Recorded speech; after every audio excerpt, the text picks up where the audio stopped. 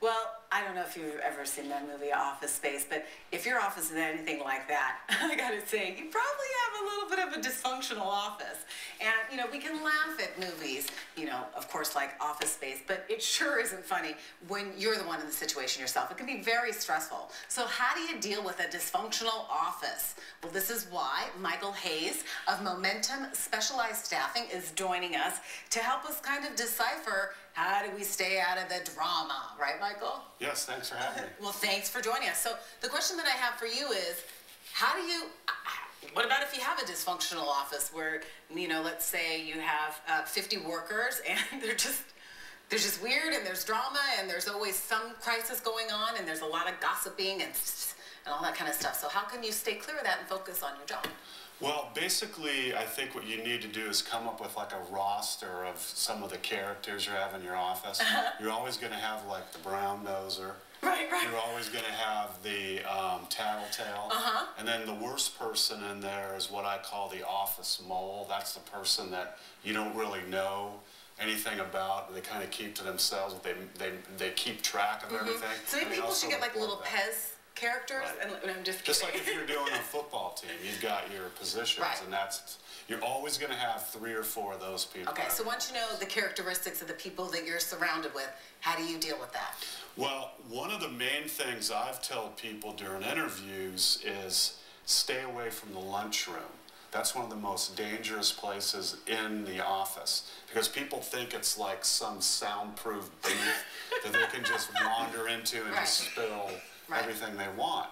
And what happens is you're sitting in there and I'm talking to you and somebody walks by and I say something derogatory and they go, wow, she must think that too. She's in there listening. Okay, yes, and also listen, you can be characterized just by association. Right. So how do you stay away from that? How do you just, kind of get a reputation of somebody who's considered a good worker and does their job without everybody not liking you?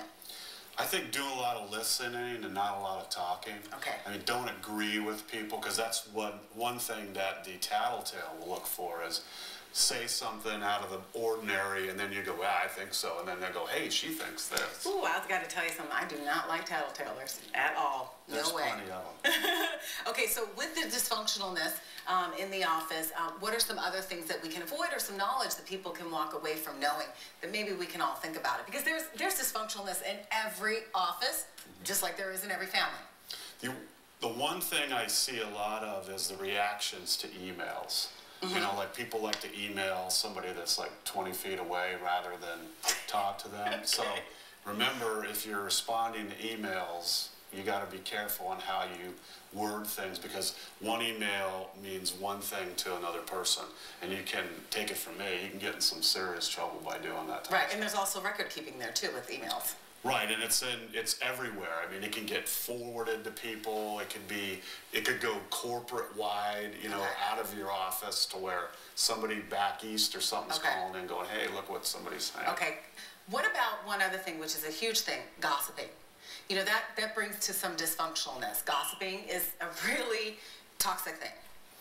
A lot of times you have to stop people and just say, hey, that's really interesting. Let's go for a cocktail later this week. I have to do this project. And if you do that enough, pretty soon I think people kind of get the hint that you're not interested in doing that type of thing. Okay, that's some great advice there. Yeah. So don't get involved in gossiping, and therefore you can avoid getting involved in the drama too, right? Especially if you're new. If you're a new person, the last thing you want to do is get in with the crowd that's got the big target on their back for staff reduction. Because they're going to say, well, you thought she was different. Right, exactly. Michael, some great advice. Thank you for joining us. But really quick, on our Facebook, our Smart Family 15 Facebook page, we had asked our viewers, do you have or have you ever worked in a dysfunctional office environment, and how do you cope with it? Well, Beth Wilson says, yes, solution, quit and find a job with a better environment. What do you think about that one, that comment? I think it's very tough right now. What I would do is make sure my resume is up to date. If you're in a place you can't deal with, start working to move your way out. Okay, great. Thanks, Michael. Thanks for joining us. And you can always join in on the conversation. Connie? All right, thanks.